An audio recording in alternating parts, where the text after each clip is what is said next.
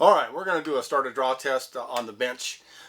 This would be just simply to find out if the starter's any good. Maybe it's acting up in the car and you're not sure if that's it or not. You want to verify that it is a bad starter over excessive draw or something's not engaging. So there's some pieces of equipment that we'll need. In this case, we're going to use a VAT40. We've got our starter mounted in a vise. When we make this thing spin, it's going to want to jump. So you're going to want to make sure it's mounted in a vise, nice and tightly. Power supply, 12-volt battery off to the side. We'll need something like what I call a bump switch, or just an intermittent switch, contact switch, whatever you want to call it. I've called it bump switch for years. It's probably what I'll refer to it during this video. It's just an intermittent switch to make things turn on and off real quick. A set of jumper cables or something thereof to carry a high current. Starters like this will spin, like 50 amps or maybe 100 amps outside the vehicle, something like that. In this case, for simplicity, I'm going to hook the VAT40 up to another battery, which is just going to be tucked away on the lower shelf down here.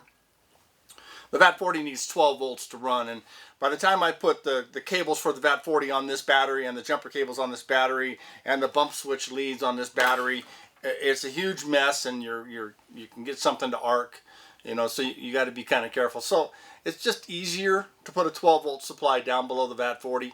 Again, that 12 volts just turns this machine on. This machine doesn't plug into the wall, so it's got to have some power source somehow. And then we'll use the amp clamp on this guy. So that's why we need him fired up. So we'll do that. Okay, so one of the first things we need to do is figure out how to hook up our bump switch. And in order to do that, we need to take a look at the connectors on the back of this starter here. And I'm going to get a close-up shot of that so we can figure out which wires go where, so we know how to hook up our test gear. Alright, looking at the back of this starter, we're going to see three main posts back here. We have this post right here, which is allowing electricity to go into the motor and cause the motor to spin. And we have this post here, which goes to our battery.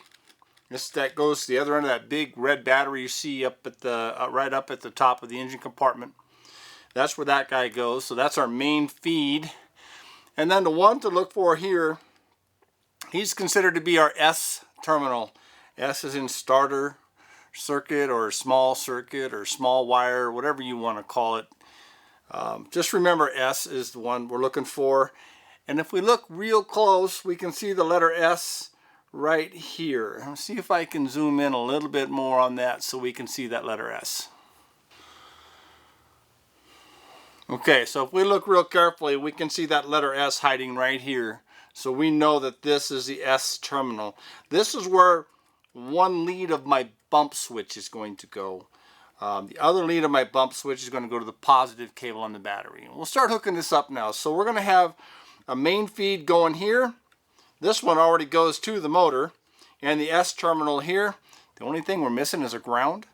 And the ground can be anywhere on the case. It grounds on the case and then grounds on the motor block. And the block grounds back to the negative wire on the battery. Okay, so you can see now that we have the negative cable, or the black cable of our jumper cables, hooked to the negative post on the battery, and the other end of the jumper cables here grounded to the starter housing itself. So our negative circle is complete. Everything is grounded through this ground back to this battery, so now we can run our power circuits. And there's two circuits here that we want to really look at, and one of them is that S terminal or solenoid terminal. The other one's the main power feed. Right now we're going to run the first one, which is just the bump switch or the S terminal. We've got our bump switch sitting here on top of the battery. Here's the two leads for this guy. One lead is going to go to the positive post on the battery. Good tight connection here. And the other lead then is going to go to the S terminal that we pointed out earlier on the starter solenoid. When we hook that up, if it's hooked up correctly, this guy here will then light up. That's a nice feature of this particular brand. Okay, he's hooked up properly. So now we should have some sort of solenoid engagement. Let's give it a real quick test and see if just our solenoid will come on. Now our motor's not going to come on, and it won't spin because we didn't put any electricity on this main feed down here. So right now it's just going into my solenoid and finding ground and making my solenoid work. That's all. A motor's not going to work. Well, we can hear it clicking. Now let's take a closer look and see what it's doing. Okay, as we talked about in class, we know the solenoid has two jobs to do. One job is to allow electricity to go through from our battery cable into the motor, and then causing our motor then to spin. The other job is to be sure we get that drive gear thrown out in here. So its job is to throw the drive gear out, not to spin it. That's what the motor does. The solenoid then is going to connect these two electrical connectors back here and move our solenoid drive gear out. So while we're testing the solenoid, that's something we want to see. Is that gear coming out? So I'm just going to press the button and we're going to watch this, see if the solenoid or the drive gear comes out.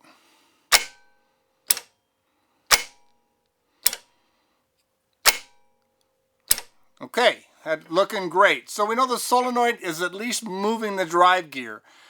Next thing we have to test for is to see if the solenoid is passing electricity from the main cable connection in down to the motor and causing the motor to spin. So that's our next test here. So we're going to hook that up and see what we get.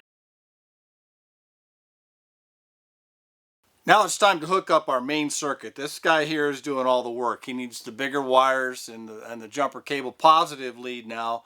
We're going to hook it to that lead on the solenoid here that normally comes from the battery. In this case we're using it from the battery, just happen to be using some jumper cables. And you can see if I plug this guy on here now and he touched the case, he would do some sparking. So we got to make sure that whatever we're using to run electricity to this post, it cannot touch this side of this case. Okay, I don't have the other end hooked up right now, that's why it's not sparking, but we want to make sure that it doesn't hit that case. So in this particular starter, if I let go of it, no matter what I do, it's going to touch the case. That's a bad thing. I've just got a little something here that I'm going to use as an insulator here, so that way when I do make this live, it won't spark. Let's find out. I'll take the positive, the other end now of that jumper cable, and we're going to hook that up to the positive lead on the battery. That's going to make this guy hot. So from now on, we got to pay attention. Okay, let's hook him up. All right, no sparking from here, and that's a good thing. Now we're going to try to hit our jump switch or our bump switch, whatever one you want to call it. We know the solenoid will work, at least mechanically. Electrically, we're not sure. We don't know that this motor will even spin, but we do know the drive gear will come out. So what we're going to do now is give it a hit and see if we can hear this thing spin.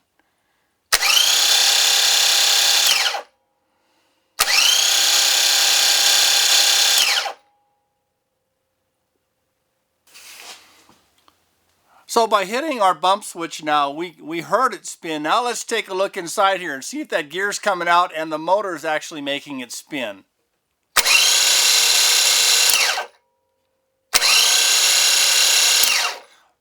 So everything's working electrically, mechanically, but if you noticed, this guy comes to a stop awful quick, and it sounds like the bearings might be dragging or something like that, which would cause a little bit higher than normal electrical load. It takes more current to get this thing to spin. So let's take a look at the draw on this thing now in just a second, and we will see just what that draw is.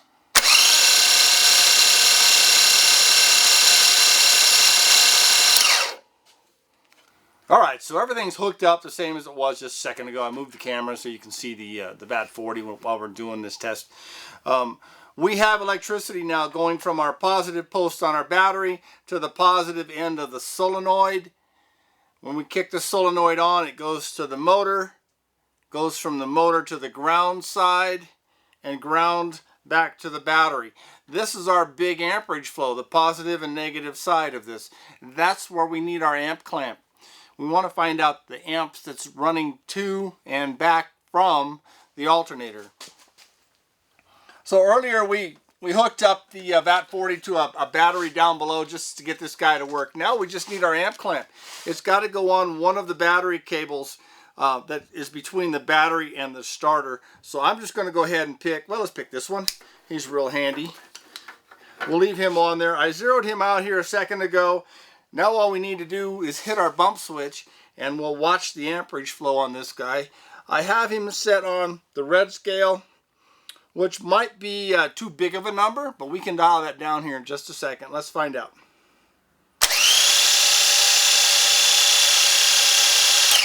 All right, that shows right at 100, and it's a little high probably for this starter. Let's move it down and see if we can squeeze it into the blue scale. Now it'll peg out here at first. That's your initial current draw, but when it settles down, that's the number I want to put down as for my reading.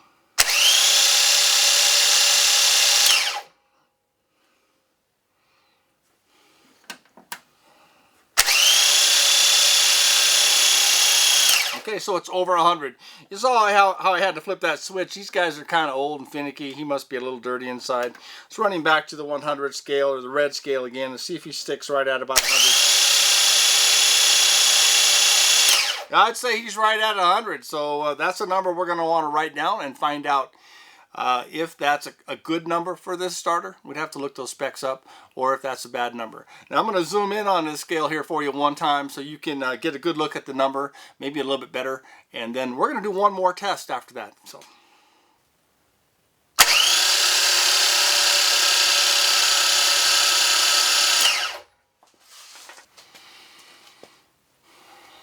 Okay, so let's say you don't have one of these big bulky old machines sitting at home. And you still want to find out an amperage draw. Let's try this other piece of gear that's something you could fit in your toolbox pretty easily, or your carry around bag. Let's see what it does. So right now we just got to get rid of the VAT40. Since it was hooked up to its own battery supply, we can just get it out of the way. Alright, so we put the VAT40 over there to the side, and we're going to use this little amp clamp right here. This is something you can pick up at the store very inexpensively. You can get it at pawn shops. I think I paid probably 15 or 20 bucks for this one at a pawn shop. We're going to look at and focus on right now the DC amperage scale. So I have 110 amps here DC, and I have a 400 amp scale that I can put this on. We saw earlier that it's right around 100 amps somewhere. And it peaks out a little over 100 amps. So I'm going to go ahead and start him at the 400 amp scale. And he's kicking on. He's going to try to settle down here in a minute. And just before we go to him, we're going to go ahead and zero him out. You'll see him starting to settle way down on his numbers. We've got to give him a minute. You know, this is the way this guy works. So we're down around 3, 2.9. Well, we're still falling a little bit. So let's go ahead and zero this guy out and see he went straight to 0. Let's go ahead and hook him up. So I'm going to clamp him the same way I put the other one on there. Just clamp it on there. And now I'm going to spin my starter motor by pressing my bump switch.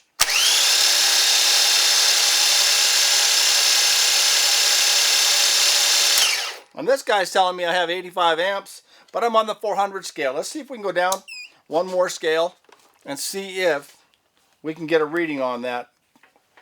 Let me zoom in on that. Okay, so on the 400 amp scale, it showed that I had about 85 amps floating on there. Let's see if we're a little more accurate when we get down to the 110 amp scale. We'll go ahead and hit our bump switch.